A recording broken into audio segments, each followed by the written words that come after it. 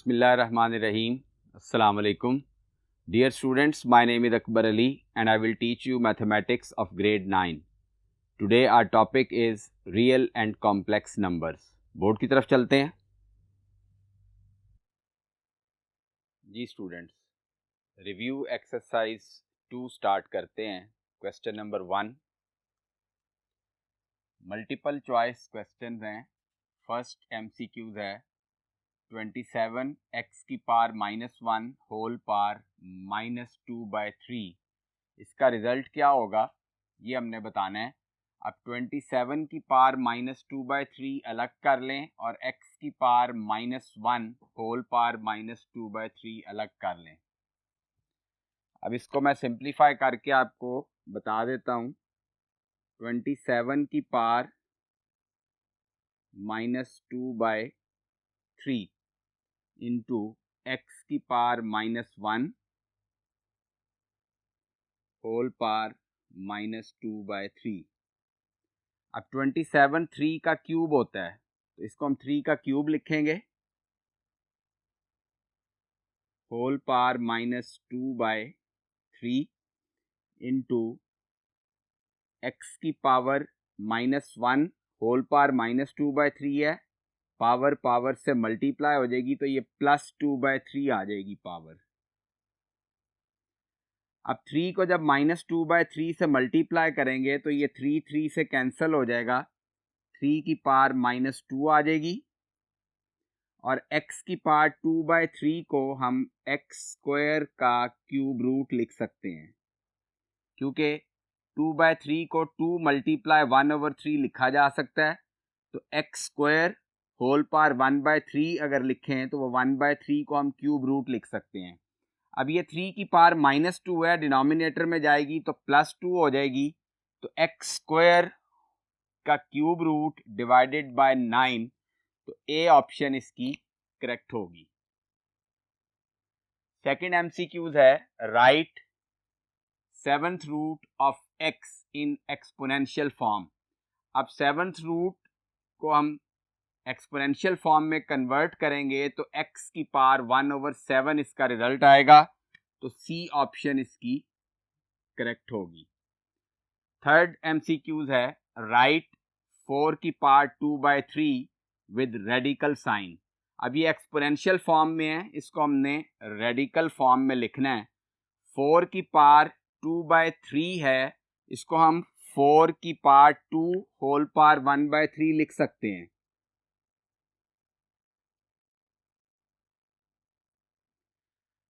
अब पावर के ऊपर पावर आ गई तो पावर्स को आपस में मल्टीप्लाई करें तो 2/3 रिजल्ट आ जाएगा जो कि यहाँ पे भी 2/3 ही पावर में है.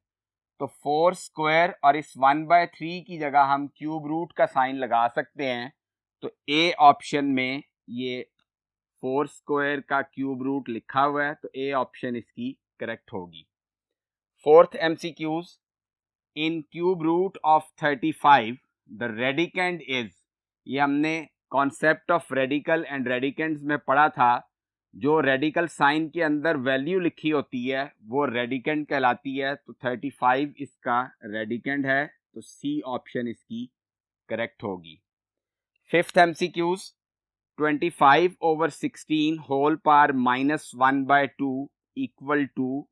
ये किसके इक्वल होगा ये हमने बताना है.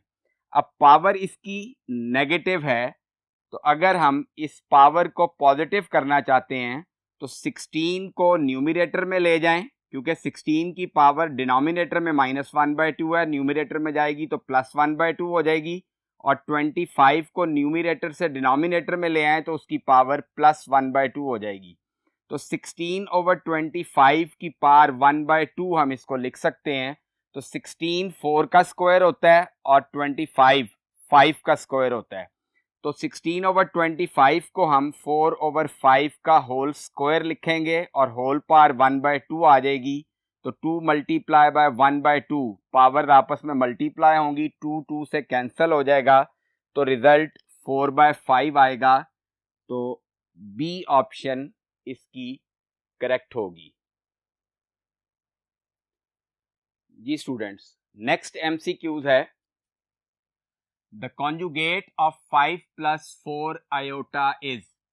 ये कॉन्जुगेट हमने 2.6 में और 2.5 में भी पढ़ा था। कॉन्जुगेट में हम इमेजिनरी पार्ट का साइन चेंज कर देते हैं। तो 5 + 4 आयोटा में 4 इमेजिनरी पार्ट है, तो इसका साइन चेंज करेंगे तो 5 - 4 आयोटा इसका कॉन्जुगेट होगा। तो सी ऑप्शन इसकी करेक्ट होगी।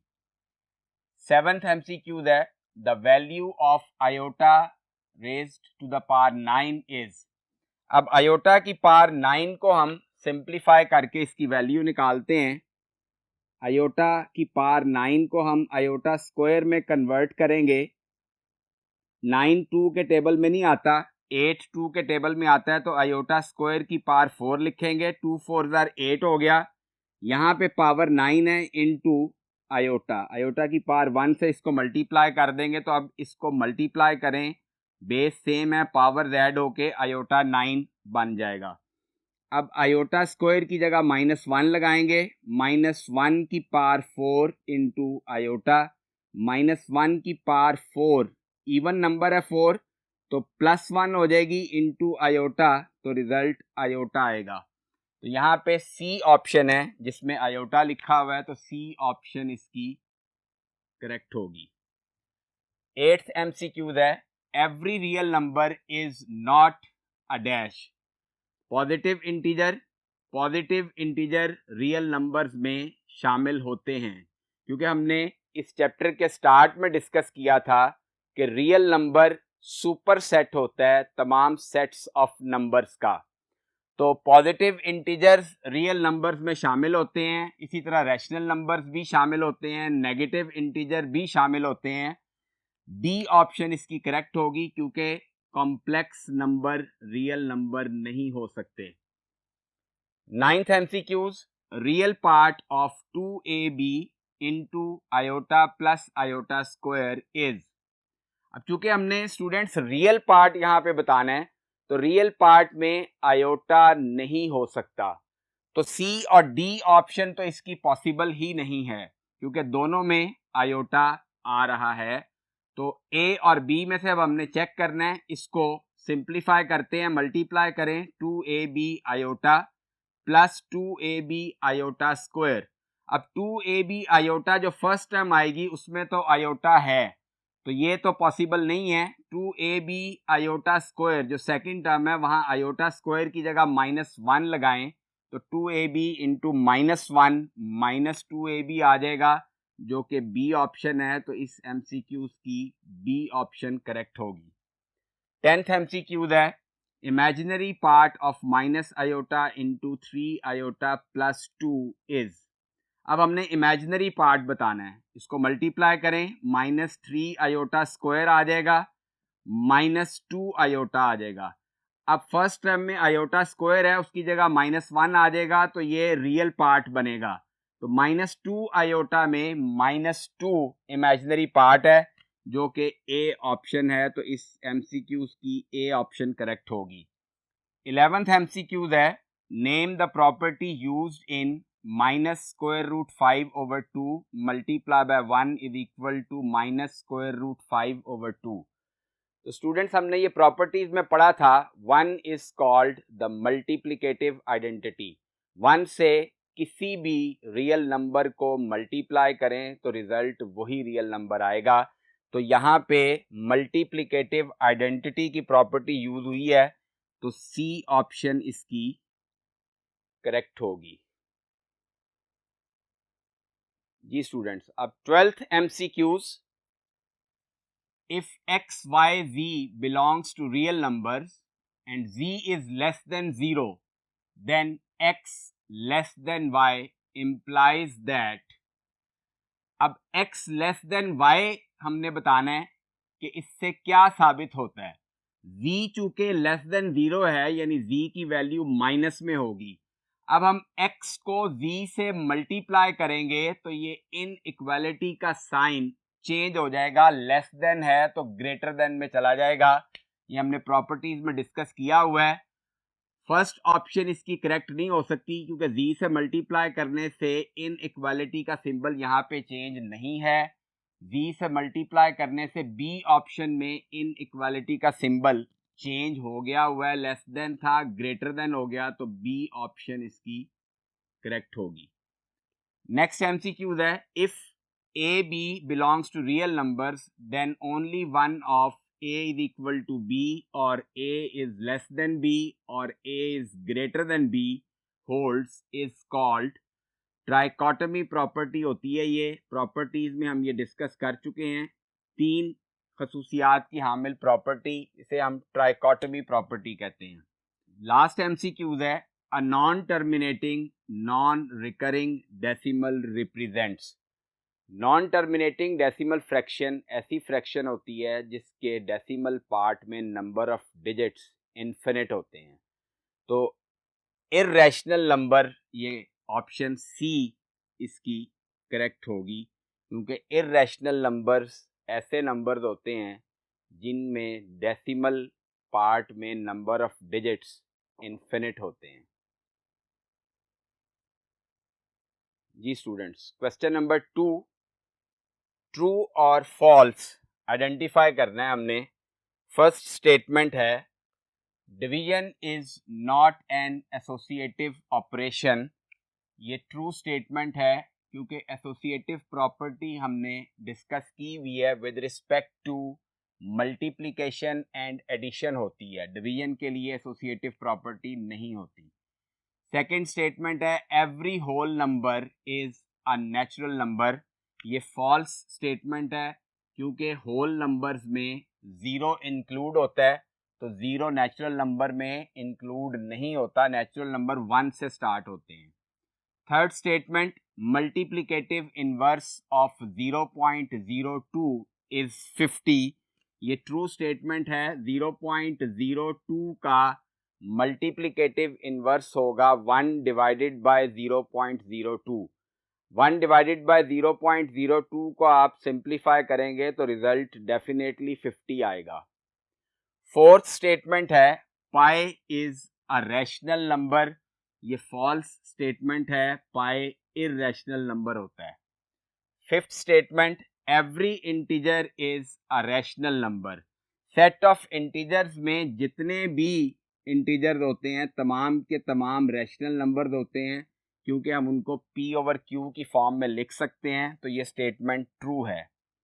Sixth statement, subtraction is a commutative operation.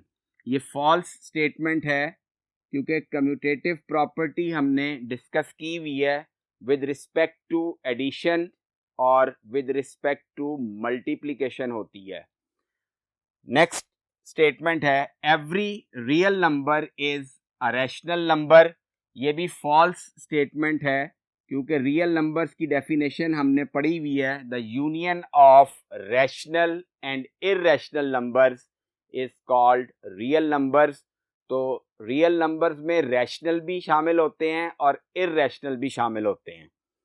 Last statement है, decimal representation of a rational number is either terminating और रिकरिंग। ये स्टेटमेंट ट्रू है क्योंकि किसी भी रैशनल नंबर को हम डेसिमल में कन्वर्ट करें तो वो या तो रिकरिंग होगा या टर्मिनेटिंग होगा। फॉर एग्जांपल 1/9 को हम डेसिमल फ्रैक्शन में अगर कन्वर्ट करें तो रिजल्ट 0.1111 सो ऑन आएगा। 1 रिपीट हो रहा है अगेन एंड अगेन, तो ये रिकरिंग डेसिमल होगा। अगर हम 3/4 को डेसिमल फ्रैक्शन में कन्वर्ट करें तो रिजल्ट 0.75 आएगा। तो 0.75 के डेसिमल पार्ट में नंबर ऑफ डिजिट्स फिनिट हैं। तो किसी भी रैशनल नंबर को आप डेसिमल में कन्वर्ट करेंगे तो वो या तो टर्मिनेटिंग फ्रैक्शन आएगी या रिकरिंग फ्रैक्शन आएगी। तो स्टूडेंट्स, आज के लेक्चर में हमने रिव्यू एक्सरसाइज के फर्स्ट 2 क्वेश्चन सॉल्व किए। इनकी आप प्रैक्टिस करेंगे। नेक्स्ट लेक्चर में इंशाल्लाह इस एक्सरसाइज को कंप्लीट करेंगे। अपना बहुत ख्याल रखिएगा। अल्लाह हाफिज़।